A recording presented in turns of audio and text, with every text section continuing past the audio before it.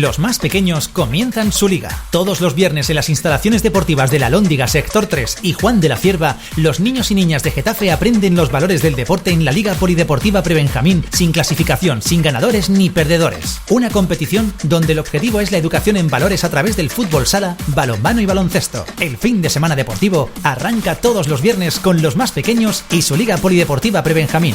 Organiza Delegación de Deportes del Ayuntamiento de Getafe.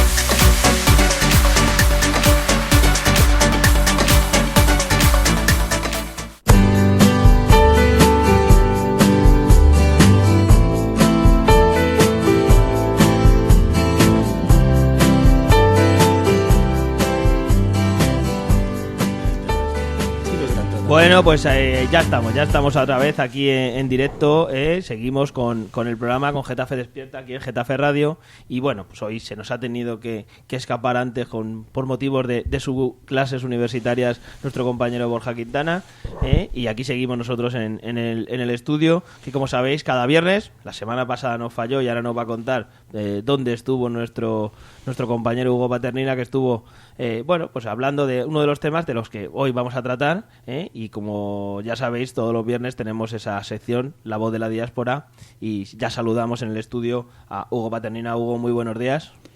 Buenos días y gracias por esta nueva oportunidad de estar en este importante espacio. Nada, muchas gracias a ti por estar aquí, y bueno, pues hoy te cedo a ti la palabra. Hoy hoy no eres el entrevistado, hoy es el entrevistador, eres el protagonista, todo tuyo, y cuéntanos de qué vamos a hablar esta semana en La Voz de la Diáspora.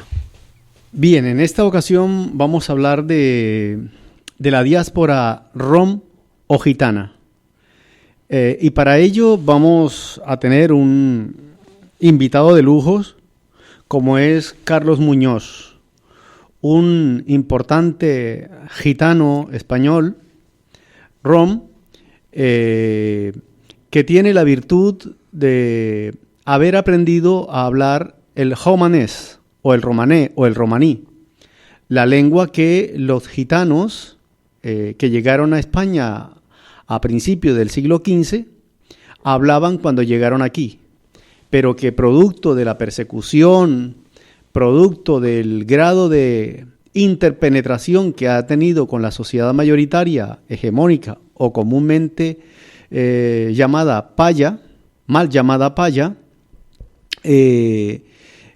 muchas de esas palabras se han incorporado al léxico cotidiano de los españoles y españolas. Palabras como chaval, currar y muchas otras han sido incorporadas al imaginario lingüístico del castizo español. Y muchas personas no saben que esas palabras provienen básicamente del romanés, o del caló, o del calé, que es el pogadolecto o lengua rota que hablan los gitanos españoles, producto de ese encuentro lingüístico intercultural muchas veces opresivo, como quiera que desde la pragmática de 1499 y a lo largo de casi 3 siglos, la corona sacó pragmática tras pragmática, leyes tras leyes, decretos tras decretos, en donde se perseguía a los gitanos y gitanas por la vestimenta, por el uso de la lengua, por la venta de mulas, caballos y por otras actividades. Contamos, como decía anteriormente, con la singular presencia de Carlos Muñoz, quien también ha tenido un trasegar por la radio, sobre todo radio en romanés o en romaní, y en esta ocasión hemos querido contar con él. Buenos días, Carlos. Cuéntanos cómo es tu biografía en torno a la cultura gitana. Hola, buenos días.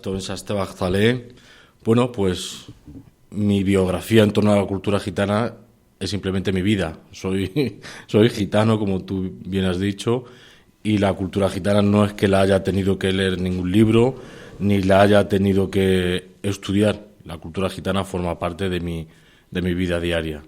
Mis padres son gitanos, yo soy gitano, vivo como gitano.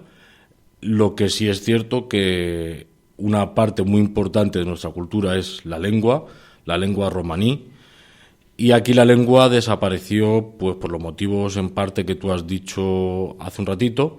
hubo una represión muy fuerte hacia todo el diferente, hacia todo el que no se amoldase a los cánones establecidos por el poder, y nosotros siempre hemos sido los rebeldes número uno en todas las sociedades. Y como teníamos muy marcada esa diferencia, pues los poderes fácticos estuvieron siempre en nuestra contra y persiguiéndonos. La lengua gitana en España desapareció casi por completo. Únicamente nos queda un léxico más o menos amplio que intercalamos con las gramáticas de las lenguas de España, ya sea castellano, catalán, euskera, valenciano, etcétera. Incluso esta forma lingüística ya está desapareciendo o semi-extinta, y los jóvenes de ahora, incluso cuando digo jóvenes me refiero a gente de 50 años, pues apenas conocen alguna palabra en nuestro idioma.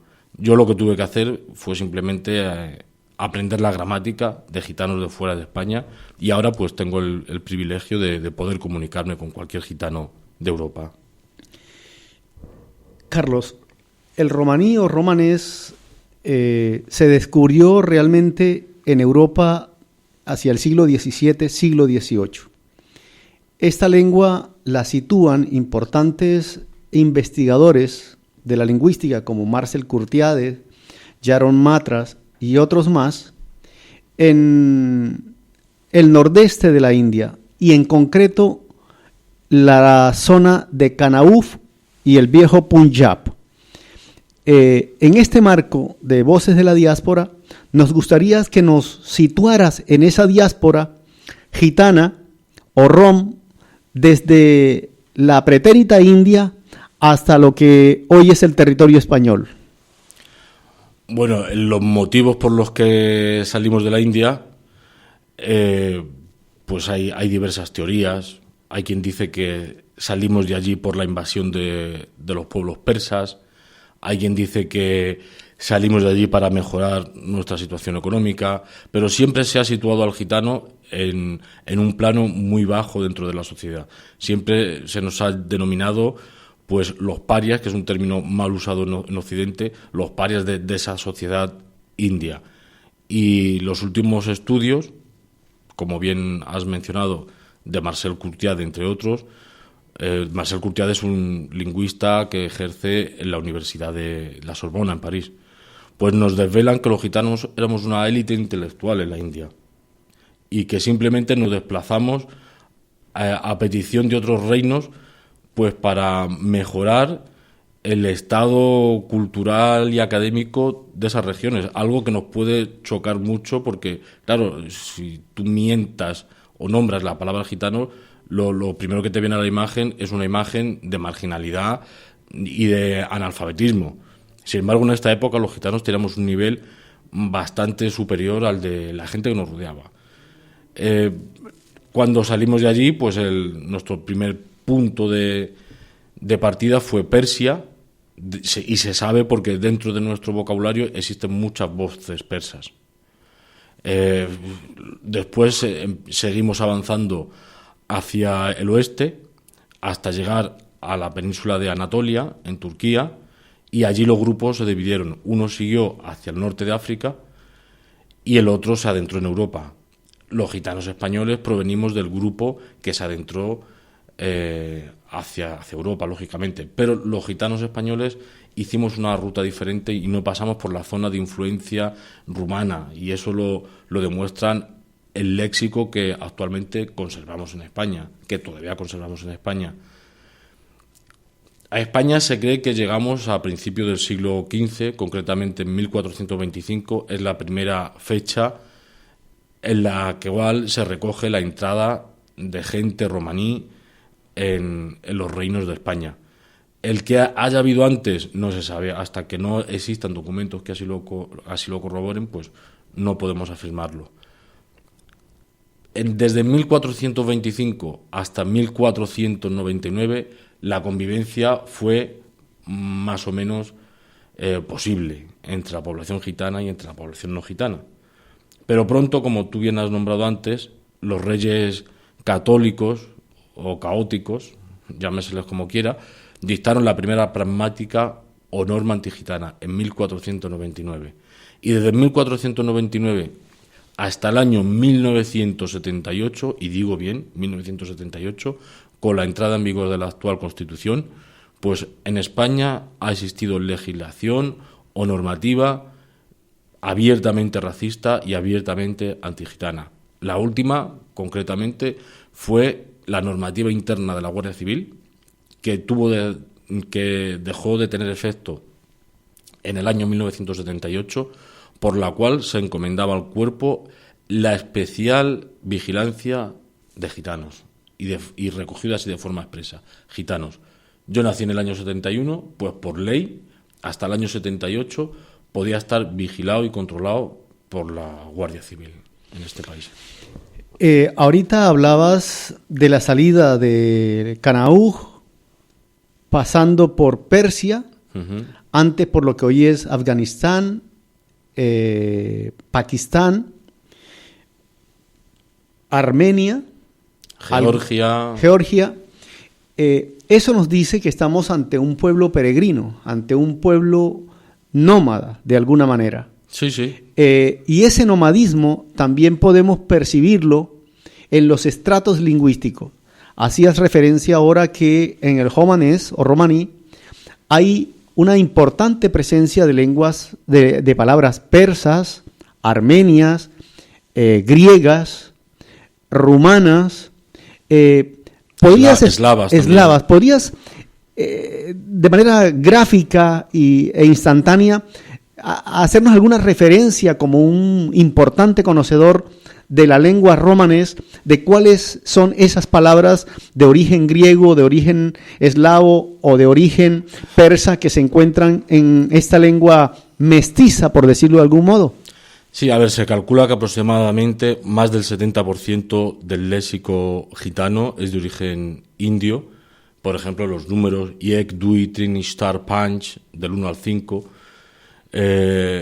Luego tenemos números como el 7 y el 8, Efta, Octo, que son de origen griego. Tenemos palabras persas como son Buzni, que es cabra, como Ambrol, que es pera. Tenemos luego palabras de origen griego, tenemos bastantes. Por ejemplo, klichi, que es para decir llave. Luego una palabra que es drom, que esa es muy conocida en Europa, y me explico. Drom para nosotros es camino, pero en Europa, ¿cómo se dice al lugar donde echan carrera los perros? El canódromo, el sitio por donde corren los canes. El sitio donde corren los caballos, ¿cómo se le llama? Hipódromo, el sitio donde corren los caballos. Pues tienen el mismo origen, dromo, que viene del griego. Incluso la palabra cris, que viene a representar el sistema jurídico entre los rom, ¿sí? Que es como los gitanos resuelven sus conflictos a través de la cris homaí, también tiene una raíz profundamente griega. Sí, ten en cuenta que los gitanos estuvimos asentados mucho tiempo en Grecia. De hecho, cuando empezamos a adentrarnos en Occidente, siglos después de haber estado en Grecia, con los únicos que podíamos comunicarnos era con los curas. Y era porque los curas muchos de ellos hablaban griego. Y estos primitivos gitanos, pues aún conservaban el idioma griego como idioma propio. Y bueno, también en la actualidad tenemos palabras que se usan en la calle normalmente, pues como puska, que puska es una palabra que todo el mundo sabe, que nos referimos a un arma de fuego. Pues puska es una palabra de origen eslavo que los gitanos introducimos en Europa, en España, no en Europa, perdón, en España, procedente de los países eslavos. O sea, aparte de que nosotros hemos sido un poco vehículo intercultural entre diferentes mundos, entre Europa y Asia, los gitanos hemos ido y hemos traído palabras y sabores culturales de otras tierras de diferente origen. Hemos ido un poco, pues, ese vehículo que ha puesto en contacto mundos diferentes a través del idioma, a través de la cocina, a través de costumbres, a través de la música, que es muy importante. Y eso a veces no se reconoce o se ignora. Por ejemplo, el flamenco. El flamenco es el producto de un mestizaje europeo y asiático. Pero la gente ahora se niega a aceptar que el flamenco nació dentro de la cultura gitana, que luego, afortunadamente, pues podemos decir que es patrimonio de la humanidad y patrimonio del arte universal. Pero el origen está ahí, y que las músicas étnicas pues también existen, y el flamenco es una de ellas. Sin la aportación gitana, mejor dicho, sin el crisol que fue la cultura gitana, el flamenco no existiría. Y no solamente el flamenco, que es lo primero que se nos viene a la imaginación, pero por el sur es muy común ese tipo de verjas, esa forma de trabajar el hierro tan particular, la fragua. Los gitanos produjeron una auténtica revolución a la hora de herrar caballos, porque traían técnicas y formas que eran revolucionarias en aquella época. Y en aquella época un caballo bien herrado pues tardaba 2 o 3 veces menos en hacer la misma distancia que un caballo mal herrado. Los gitanos eran artistas trabajando el hierro. De hecho, cuando se produjo la Gran Redada, 1749, la Gran Redada fue una pragmática por la cual se encomendaba la prisión incondicional de todo gitano y gitana que se encontrase en los reinos de España.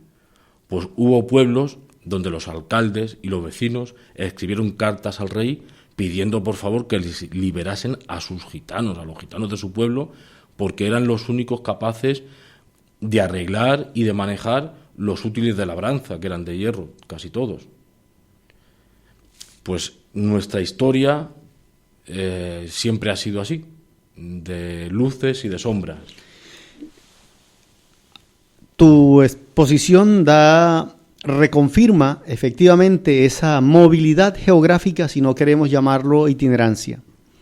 La patentiza, y creo que aún las comunidades rom en Europa, en América o incluso en Oriente Medio, que aún estando asentadas, tienen todavía la idea del movimiento.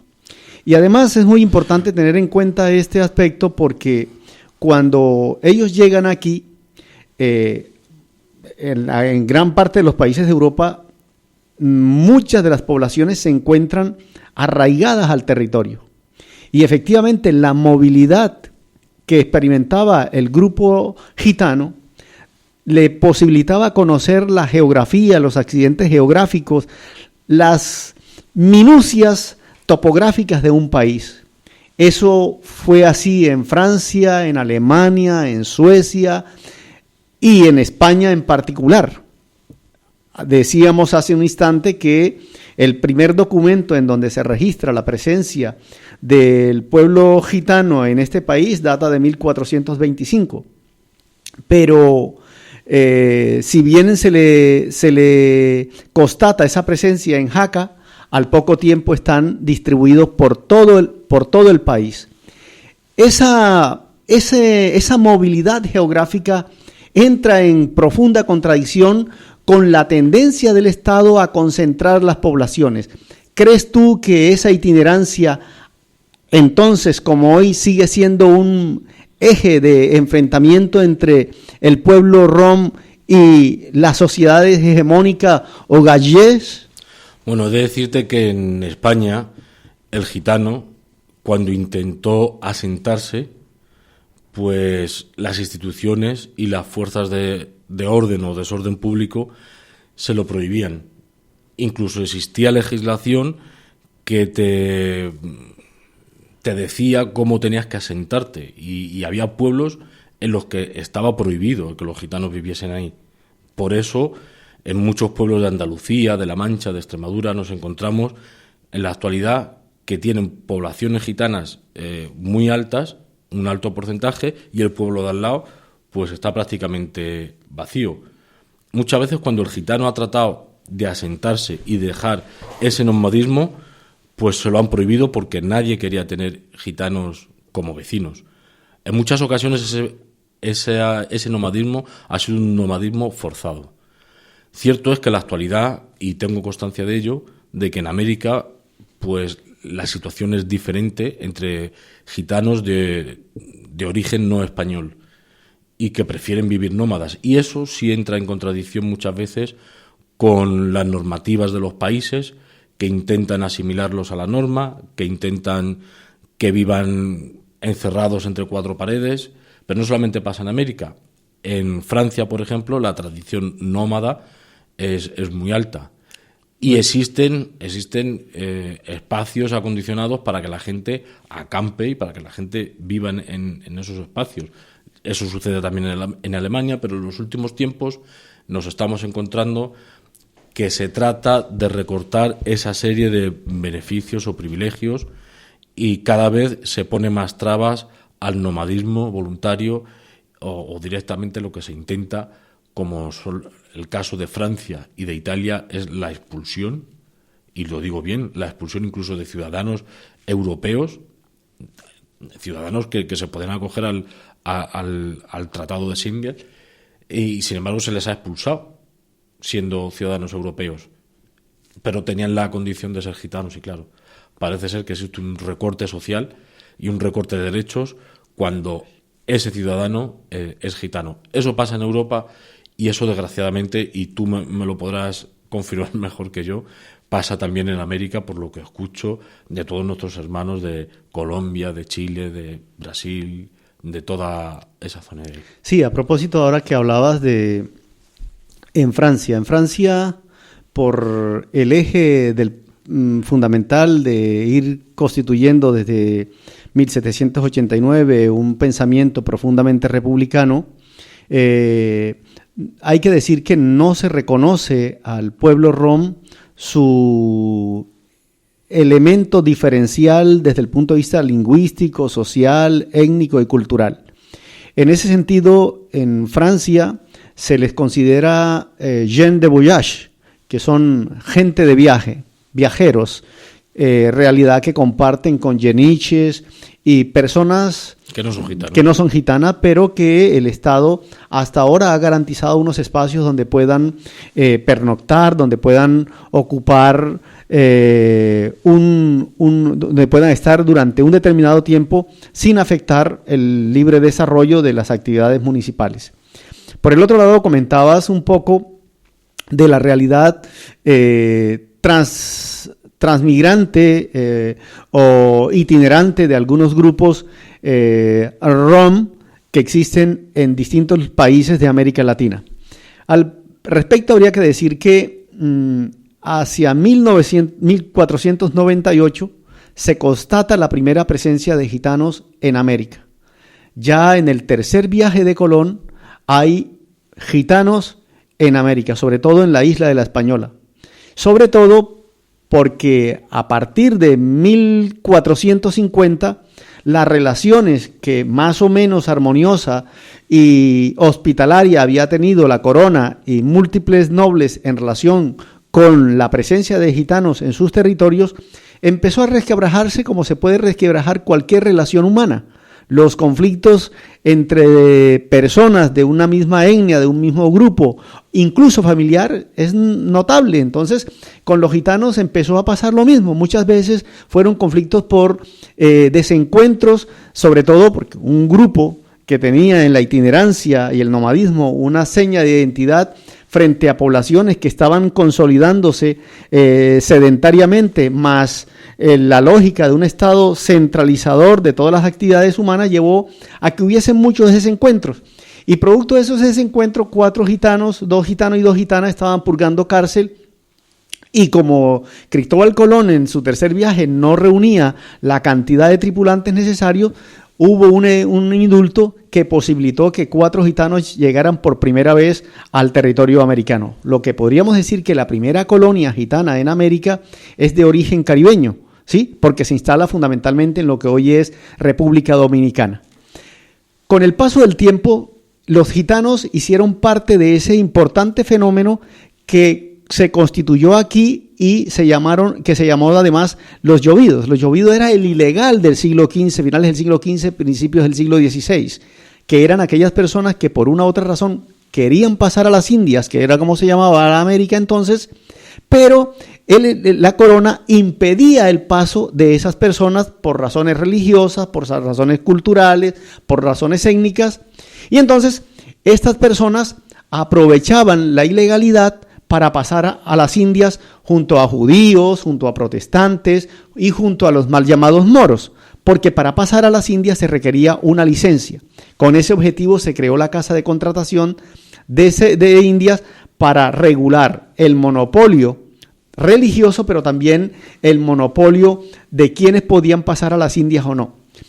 A través de ese mecanismo, muchos gitanos pasaron clandestinamente a América, o incluso otros pasaron a través de la figura del criado, u otros a través de la figura de los pífanos, que eran los tamboreros, los que tocaban el tambor por las habilidades musicales que los gitanos tenían.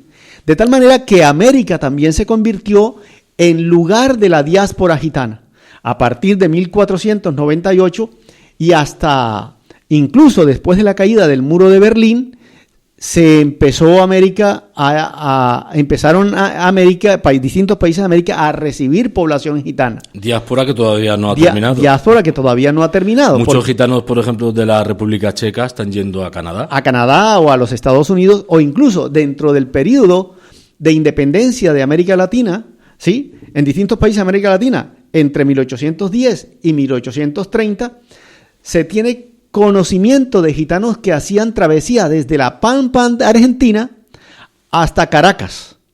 De hecho, la presencia de los rom, de los gitanos en América, si alguien la refleja con gran enjundia universal, es justamente García Márquez, cuando en 100 años de soledad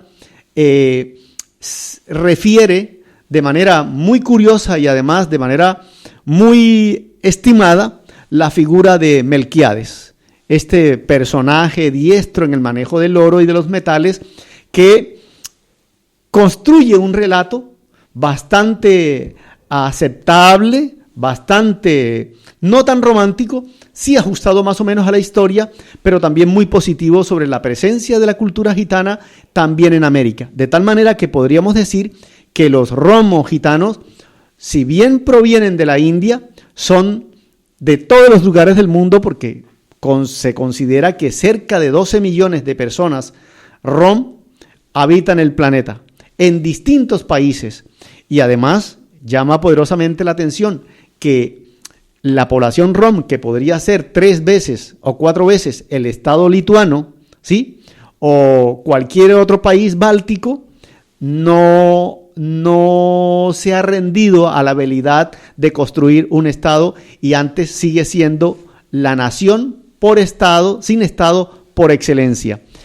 Quiero, a título de cierre, que nos cuentes cómo fue ese ejercicio tuyo, esa disposición tuya para aprender la lengua romanés de origen norindio. ¿Por qué se te ocurrió a ti aprender la vieja lengua que los gitanos, cuando llegaron a España, todavía hablaban? Bueno, decirte que el romanés o romanó en España se hablaba incluso a principios del siglo XIX, aún había gitanos que hablaban romanés.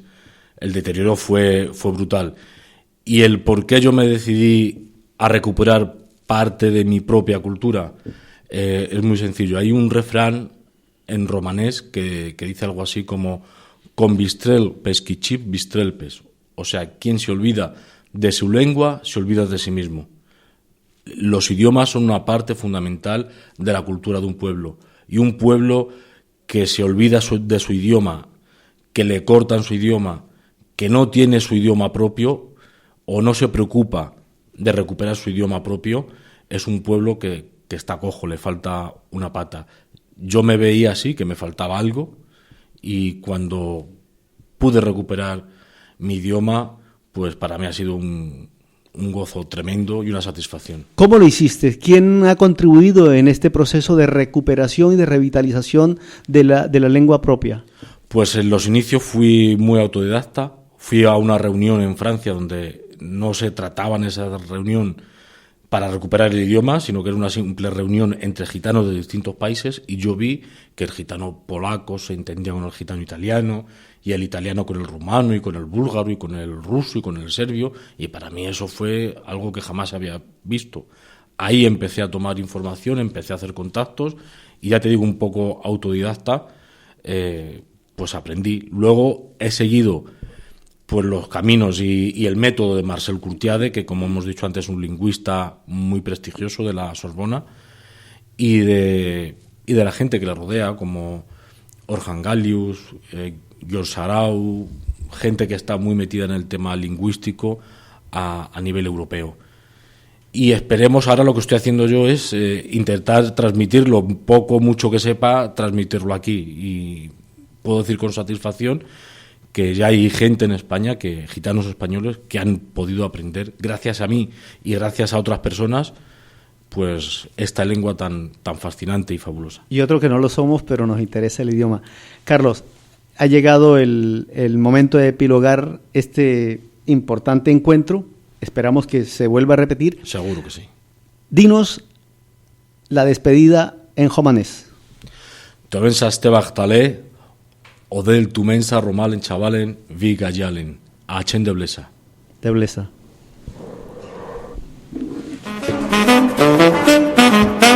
Las tardes con un café y una charla entre amigos se hace amena. Y en la radio, ¿cómo sería? Yolanda López, Chuchi Blanco y quien menos te esperas estarán de 4 a 7 en Buenas Tardes Getafe, el programa más espontáneo y divertido que harán pasarte una tarde entretenida con temas de lo más interesantes. Buenas Tardes Getafe. Descarga tu aplicación de Getafe Radio en la tienda de tu móvil y escúchanos. Getafe Radio. ¿Te suena?